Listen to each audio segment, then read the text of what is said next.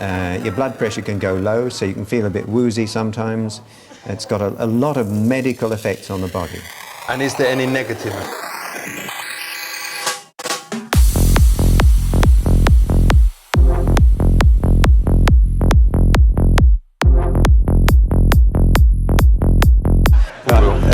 Long term, there are negative effects.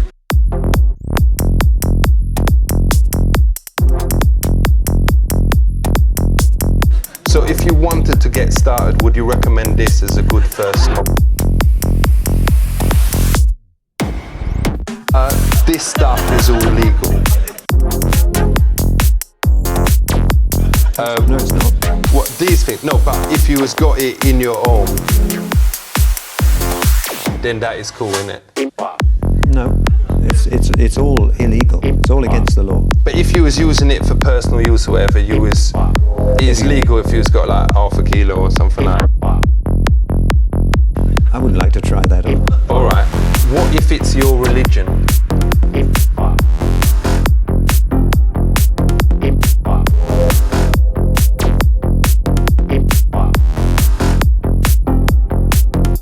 Then you have to convince the court it's your religion. But let's say someone don't look like a Rasta, but they has got a couple of Bob Marley records, dreads attached or whatever. Do you think that would get them off in a court? I don't think so. All right. And which drugs is Class A?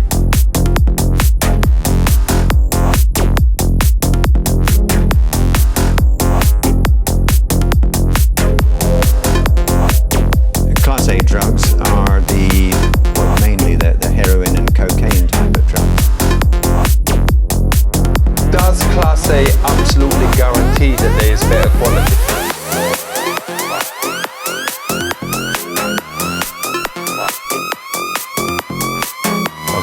You know, total crap. Okay. So what is these? Chemical name is 3,4. Methylene dioxymethamphetamine, which is Why a lot of people call it ecstasy.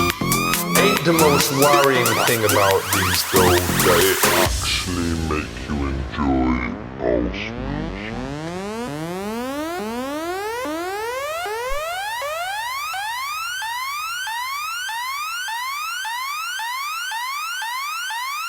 yep. Is there a chemical inside it that actually make you dance like a bellend? Makes you dance. What is that chemical called? Well, it's the ecstasy. It's the actual chemical itself. How many E's can you take in one night and still be safe if you have to do it? Some people can take 2 or 3 E's. no problems. Because I has never ever taken any drugs and you can Test me this.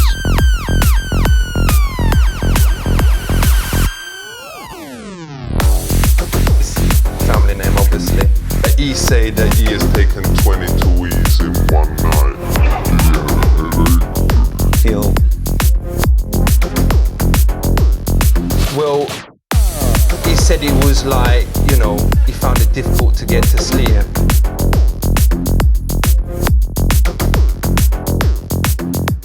And actually the people on the Egham to Ruislip bus said that he drove it better than he ever. Those walls have to be guarded by men with guns. Who's gonna do it? You! You, Lieutenant Weinberg? I have a greater responsibility than you can possibly fathom. You weep for Santiago and you you know, curse to for drive a me. bus. Do you think it's ever right to give animals an E? Well, if you want To know more about a substance rather you gave it to a Your rabbit pet. or a rat. rather than taking it yourself. yourself. For real, what if they look sad? Do you think it's right to give your animal an E then? I don't think it would help. Because my mate Jezzy F once fed one to his dog and it went mental and started barking and then tried to bone the cat. It's quite possible, yeah. Don't forget, one tablet is a lot for a dog. For real. Which is the type of acid that actually make you fly? Acid makes you fly. Acid can make you think you fly. But in day one, because my mate Dave said he took this type and he flew all around the room, and then his mum told him to get some ciggies from the shop, and he actually flew dead.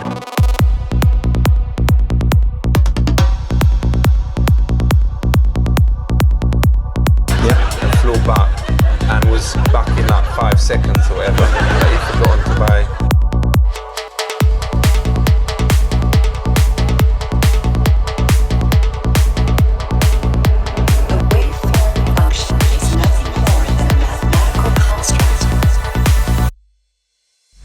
You think things are happening to you. You may think you can fly, but your feet are still on the ground. They never leave the ground.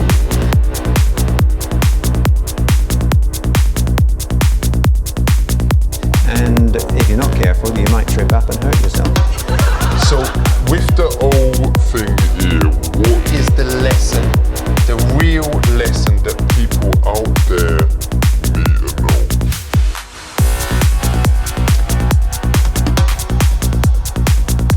Substances, chemicals, drugs affect the way your body works.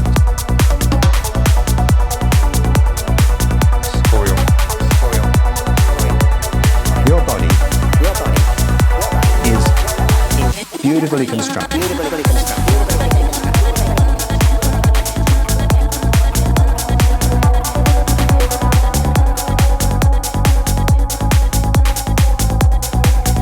You run a big risk of making it work not so well.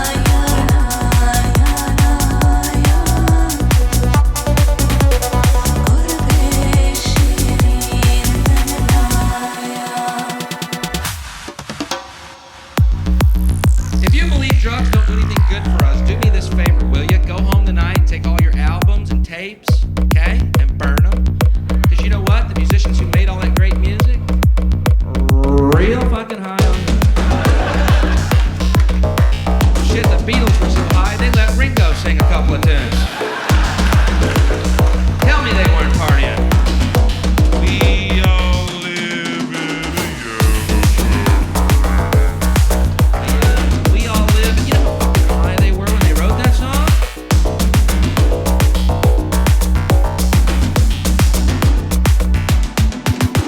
They had to pry Ringo off the ceiling with a rake to record that, man. Get Ringo, John. He's got a great tune. Pull him down to the mic. John, get Ringo. He's got a great song about we all live in a yellow tambourine or something. Fuck, John, get off the seat. Oh, fuck, just bring the mics up here. We'll sing them up in the mics. They were real high. Great music. They were high. Drugs have positive effects. Shall I walk you through it again?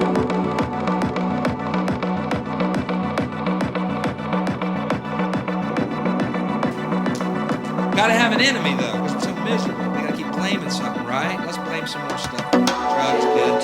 Rock and roll. Every few years, rock and roll becomes the big enemy. Enters and leaves your body. And try to remain still throughout this practice, resisting the urge to shift to sensations. Like this Judas Priest trial. Did you follow this?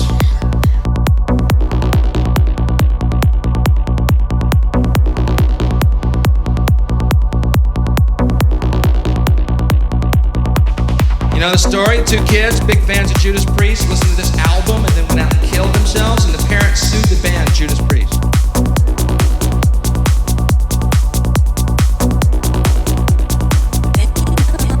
Okay, first of all, 2 kids, big fans of Judas Priest, commit suicide. Wow. 2 less gas station attendants in the world.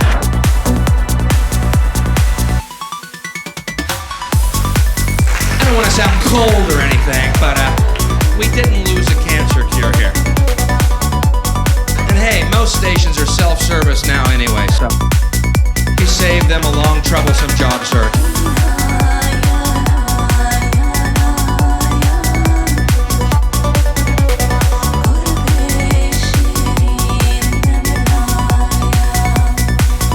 But they tried to prove there were subliminal messages on this album telling you to kill yourself. Now,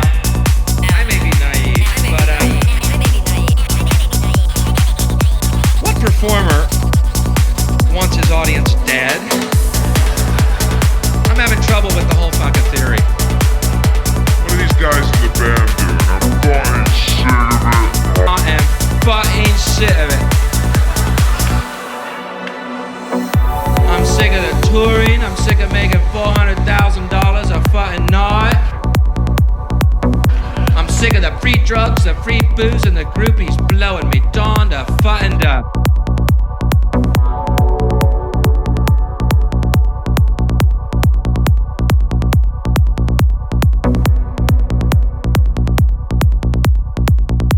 We got all those concerts coming up. I know it sucks.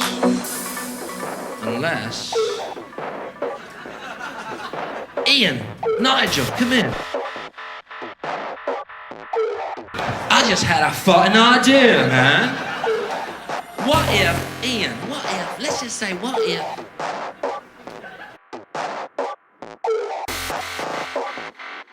Open your mind real wide now.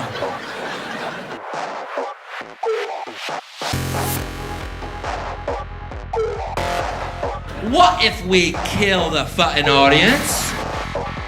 I go back to my day job. I can sell shoes again. Just doesn't make a lot of sense when you talk it through. But every few years, they try and nail rock and roll. Remember this shit? You play certain rock albums backwards, there's satanic messages.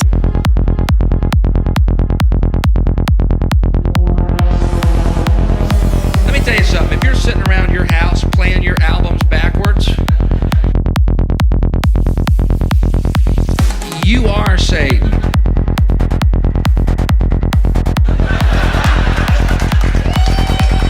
You needn't look any further.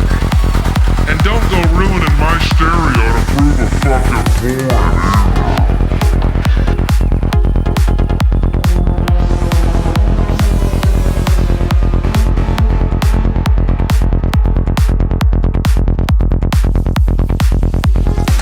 Come here, listen. Can you hear that? Listen. Listen.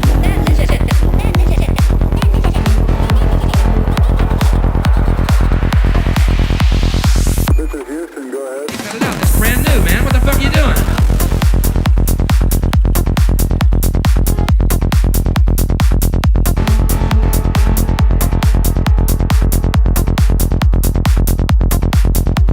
No, shut up. Listen real close.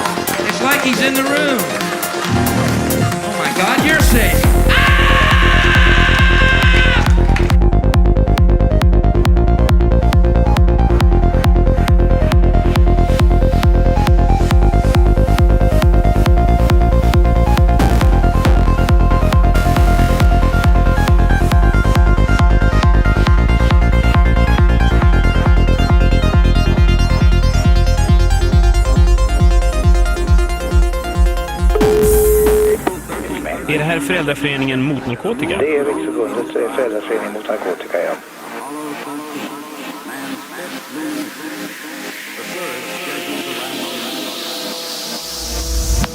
Ja, kan jag hjälpa till med något? Ja, kanske det. Christian Lok heter jag, ringer från Föräldraföreningen för narkotika. Jaha. Och vi håller på att anordna en debatt som ska ha i Botkyrka. Tänkte höra om ni kanske ville vara med.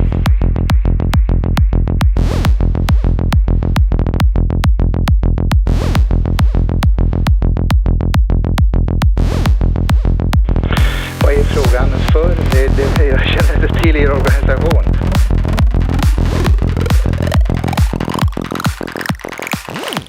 Det är Föräldraföreningen för narkotika. Ja, just det. Ni är alltså för...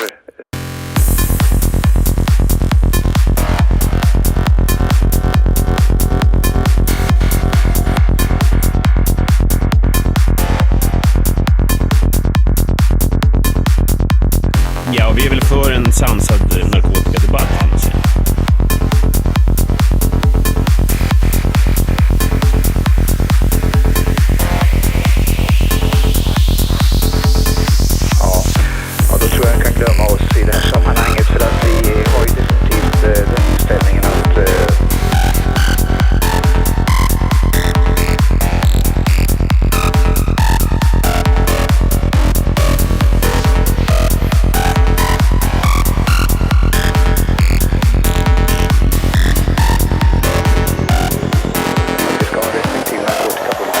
Ja, men det förstår jag. Och det är väl där debatten då tar sin början.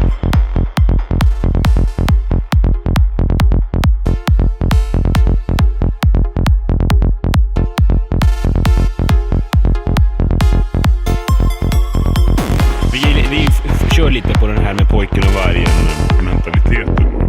För det vet ju både du och jag. Att som vuxna människor att det är lite överdramatiserat. Och att man kan sätta sig ner kanske för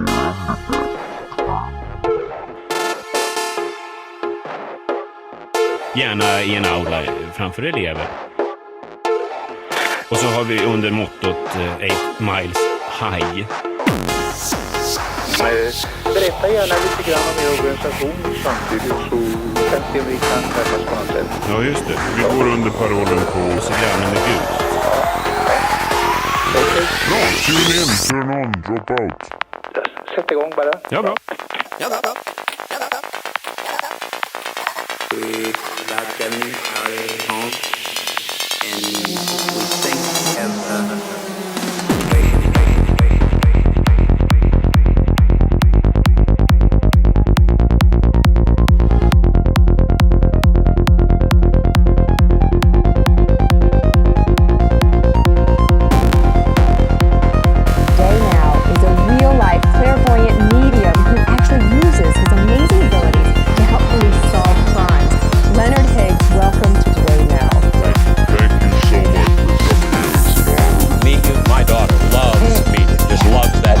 She was so excited to find out that we were going to have a psychic on the show today. Well, honestly, shows like Medium, they tend to foster a lot of misconceptions. Really? The day-to-day work of being a conduit between law enforcement agencies and the supernatural world is a lot less glamorous than what most people think. It's mostly a lot of fake.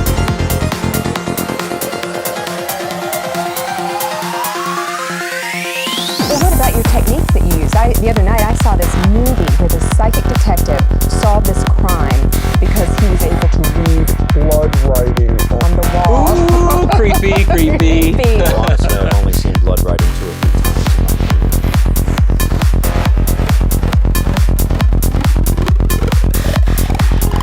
Really? Usually, a message from the spectral realm is something much more mundane, like a modern ancient rock.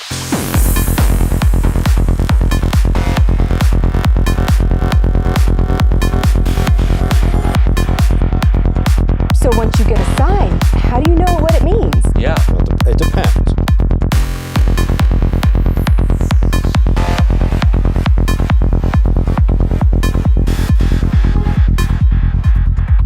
I remember a specter a few years ago. He kept stealing all the clothes off of the clothes. Interesting. It had nothing to do with our case whatsoever. It didn't? No. I still don't know why he did. Oh, well, our producer grounded up some...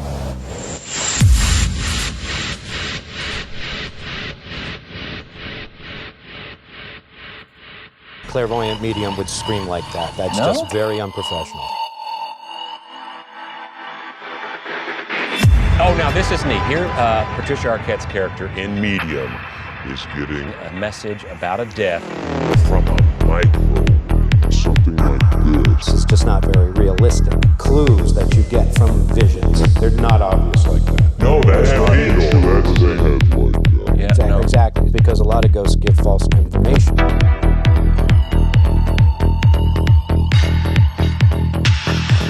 On purpose, or are they trying to do it on purpose? No. They've just been dead so long they don't know what they're talking about. Really? Some of his jokes.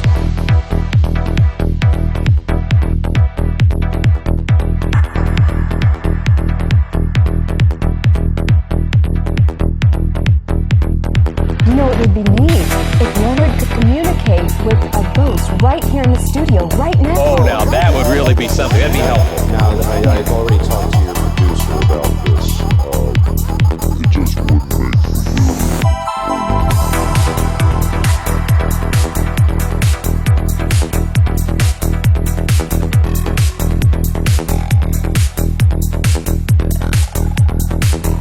And welcome back. If you're just now joining us, millions of Americans are irrationally feared dead this morning following a train derailment near Wilmington, Delaware. Less than 200 people were aboard the train, but because no names have been released yet,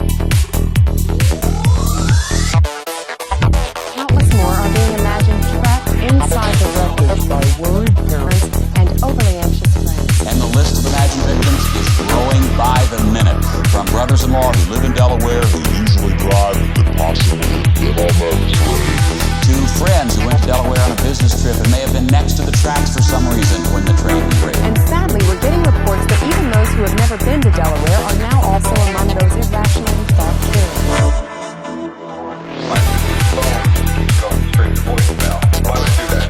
She lives in New Jersey, which is right next to Delaware. My brother lives in California, but he rides trains all the time. And I'm worried that he went to Delaware. Going on that train. FEMA spokesman Kent Jeffries is joining us now live from Washington, D.C. Kent.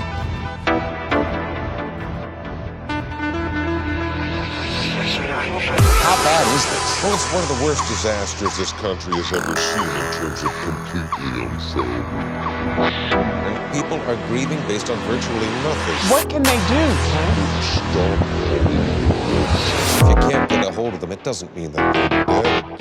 It's much more probable that they're walking on a busy street and just didn't hear their cell phone ring. Or maybe they're in a meeting.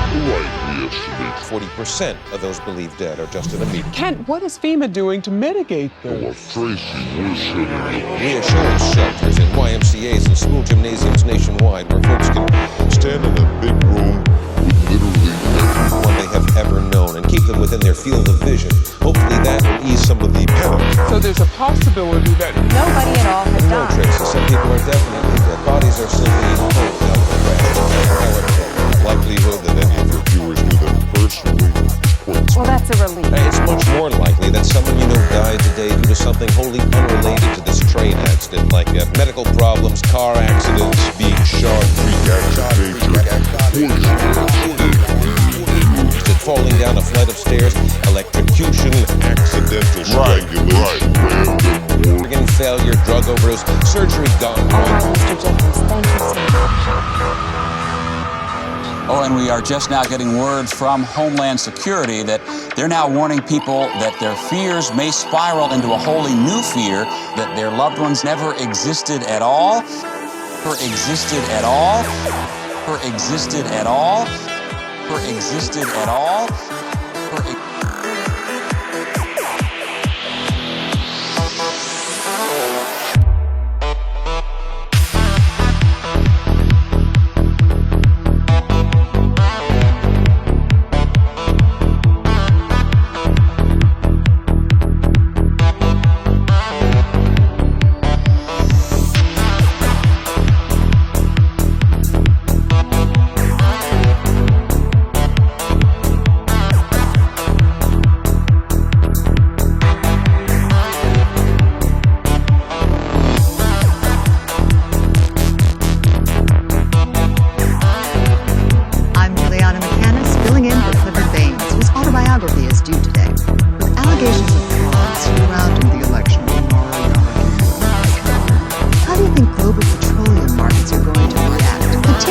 considering their understandable wariness, given the crumbling infrastructure and continuing civil strife in Niger Delta.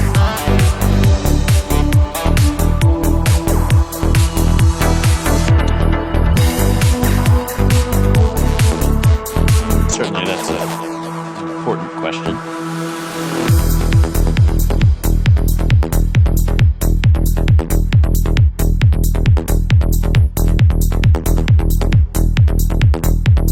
Certainly. One with no easy answers. Yeah. A lot of issues are at play here.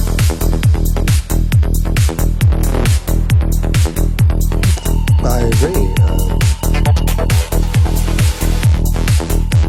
This gentleman that you mentioned certainly needs our trust and support now more than ever.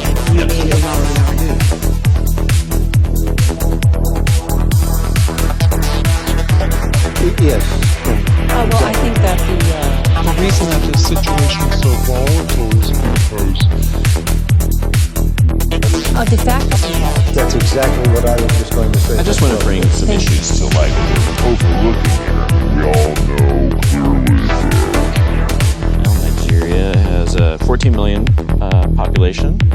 main export is uranium, national languages. French and 18 18% of its livestock is exported. So they have a varied and fascinating culture and economic situation going on. And I don't think that's being addressed here at all. Oh, no. And also, we want to differentiate between Nigeria and Niger. Okay, those are not only separate countries, but they're spelled differently. Nigeria. But the real question is, does Yar'Adua have the necessary political skills to implement plans that have already been put in place by Babangida?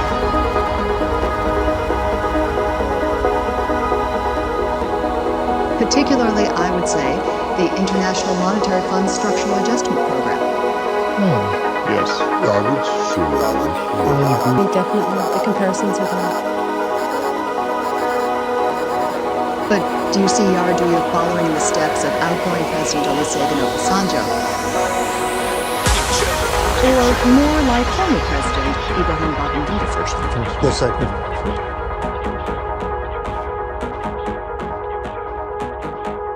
If I'm following you, you're saying that you think he's more in line with Babangida, right?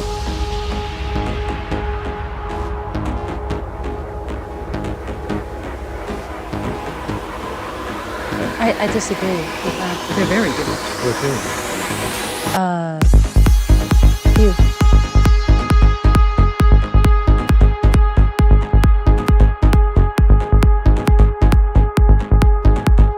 And you said the first one, right? We said the first one. So the question is, what choice will he be making?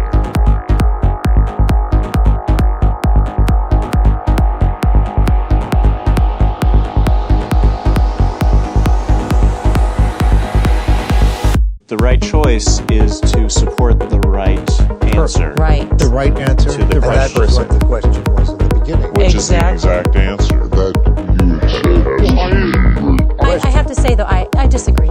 Yeah, I don't agree with what you said.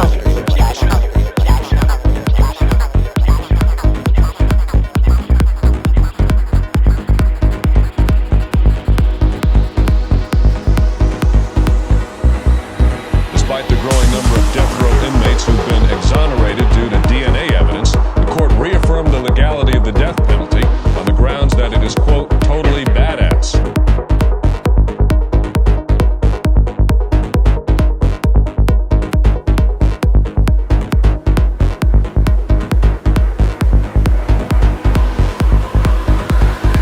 More on the case, we go live now to Onion News Network Washington correspondent Jane Carmichael. Hi, Jane. Good to see you, Michael. How did the Supreme Court come to their decision on this ruling?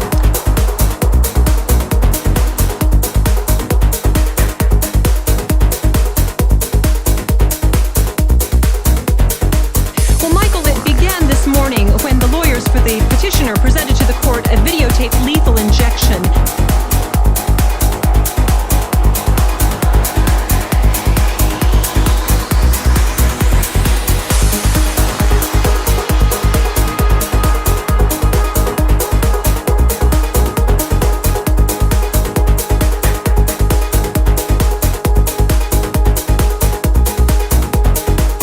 That showed an inmate writhing in pain before dying. As the tape played, Justice Kennedy said, quote, whoa. Justice Alito remarked, quote, holy shit. And Justice Ginsburg said, quote, that's wicked. Counsel's response to that?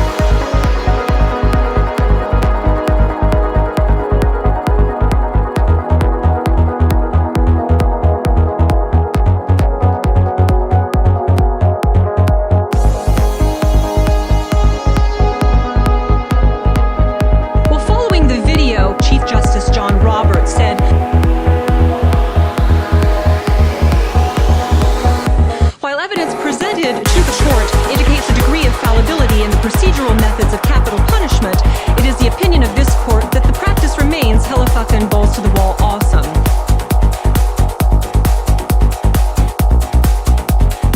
At that point, the decision seemed fairly certain. Was there any dissent to the opinion by the Chief Justice?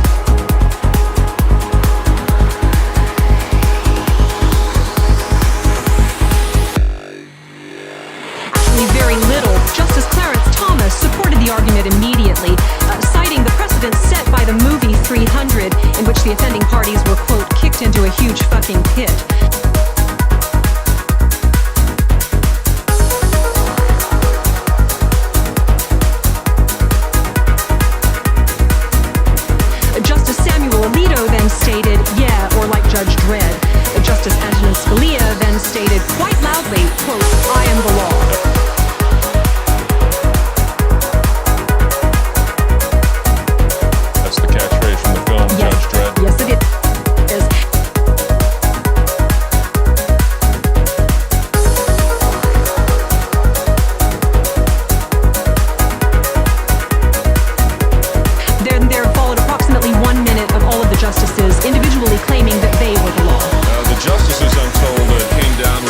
decision fairly quickly, is that correct? They certainly did. The court also took The rather unusual step today of submitting not just a written decision, but also drawings by all of the justices illustrating, quote, more badass punishments. The final ruling was 8-1 in favor of the respondent. Tell us about the lone dissenting vote there. Sure, that one came from Justice Anthony Kennedy. He stated that Death.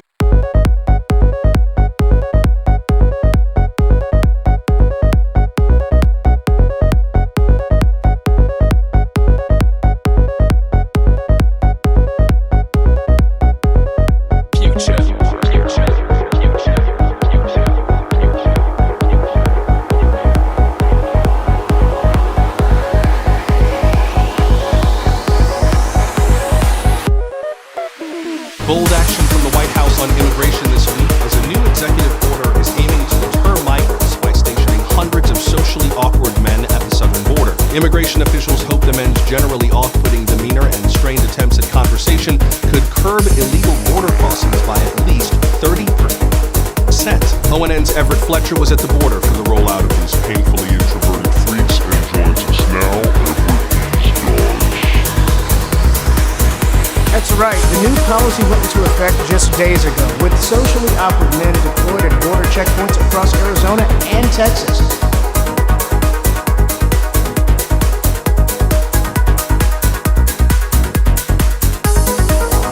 And officials say they've already seen signs of success. Kamala Harris herself paid a visit to the border this week and was so impressed by their bizarre attempts at small talk.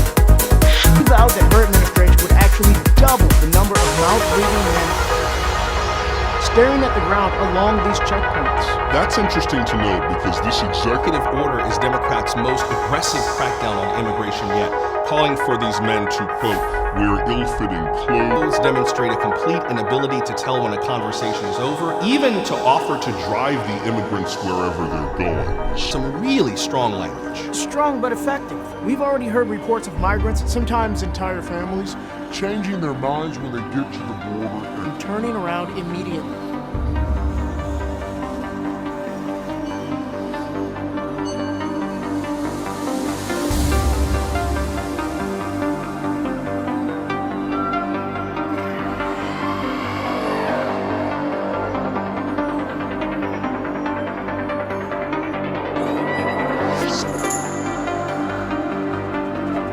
Living in America today has never felt more unsafe. Rampant crime, mass shootings, with so many illegal weapons on the street. It feels like we're in constant danger.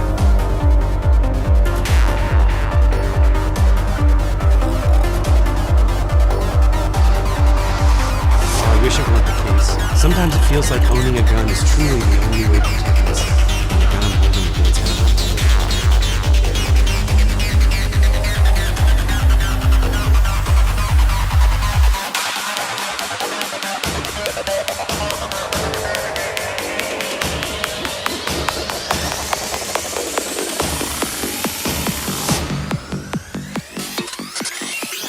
I remember it so clearly. I was sitting in my car when out of the corner of my eye, I saw it.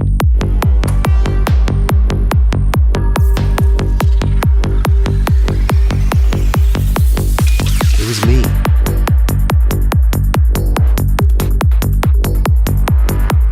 Holding a gun. Pointing it directly against my own car. And that's when I knew.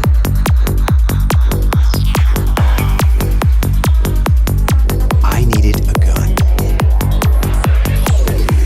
To protect myself from the gun I was aiming right at me.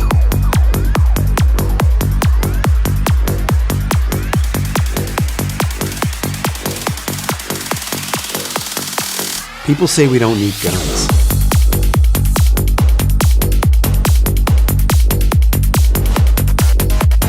But it could happen anywhere.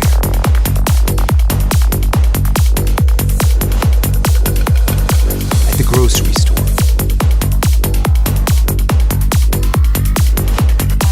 Work. Hell, I could wake wake up in the middle of the night in my own house and get shot in the head by my own hand.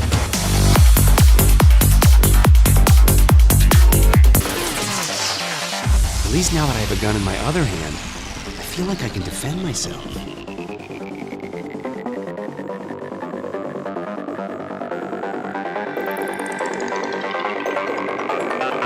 I mean, do you really think my gun hand is going to care if I try and defend myself with a knife?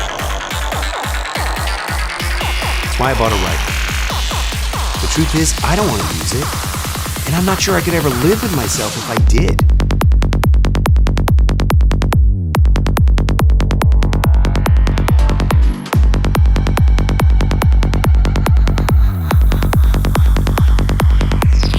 The first ever prescription depressant hit the shelves today. Approved by the FDA last month, Despondex is intended as a treatment for the approximately 20 million Americans who are insufferably cheery.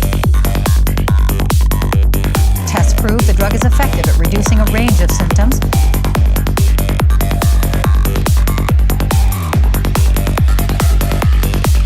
From squealing loudly when a friend calls to use of the phrase cool beans and excessive hugging.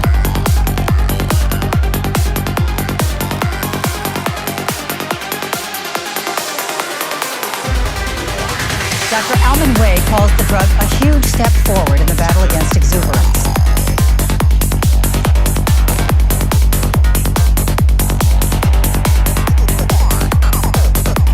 If you're in a good mood every so often, well, that's fine, that's normal. This is for those that have a persistent positive outlook. Eva Henry of New Haven, Connecticut began participating in a clinical trial of Despondex 6 weeks ago.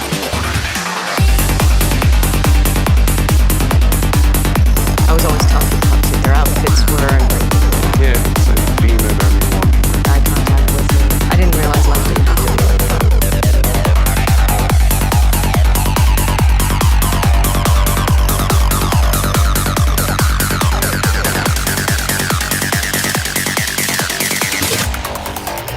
Eva said she never knew how her annoyingly chipper attitude was affecting those around her. Over and over again, I just... The first funded project in SETI was to send pornography into space. So this is a plaque. You might have seen it on the Pioneer 10 spacecraft, left the Earth in the early 70s, and these are very controversial. Originally, they were holding hands, and NASA decided that that was not a good idea because ET, if they found this plaque, they would think it was one creature.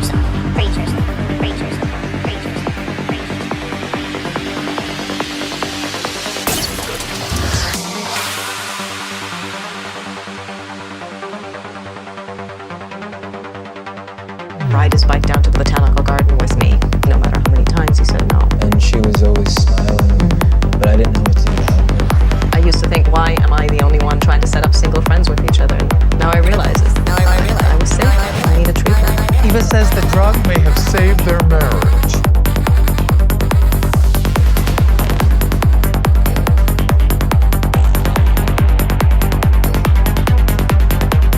Now Jeff and I can just waste the night sitting on the couch. Watching a TV show now. Like a regular couple. Not everyone is convinced that Despondex is the cure-all for perkiness, however. In this week's Time magazine, Michael Polosic of UCLA argues that many patients get similar results from natural remedies. Something as simple as a diet of corn syrup and white bread.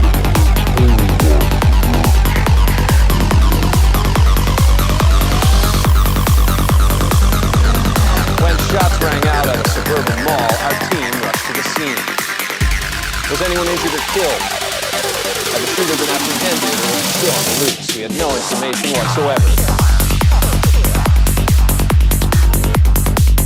This was a raw story. The call just came in over the police radio. We don't have time to set up the SAT truck. Yeah, right here. This is me, my producer Glenn, and a camera. Buckle up. This is the north side parking lot of the mall. We don't know where in the mall the shots were fired. We don't know what's going on. Looks like a security guard. I'm gonna see what he knows. Turns out he wasn't a security guard. He was just a guy in a blue suit. We still have zero information. Where do we go next? I have no idea. My gut says that way. Come on! I see an ambulance! You'll see the space by the curb where an ambulance was parked just moments ago.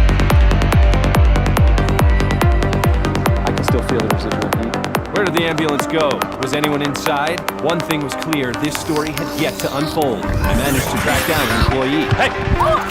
I don't know what's going on. I saw people leaving, so I left too. Did you see the shooter? There's a shooter? Oh my God, are people okay? She had no information. The story was that new. I'm trying... Gah! Trail's gone cold. Let's roll out. Let's go. Go, go, go, go, go. You have any idea where the shooter is? I was being stonewalled by police, but I couldn't let that stop me. I see a helicopter. I spoke to a woman who said that she saw a man being escorted through the mall by police. Could this be the shooter? According to the description, he was a male, aged somewhere between 20 and 60. He's either Caucasian or part Latino or something like that. He was wearing some kind of a jacket. I wrote somebody else. Here, but he got smudged. However, that information later turned out to be false.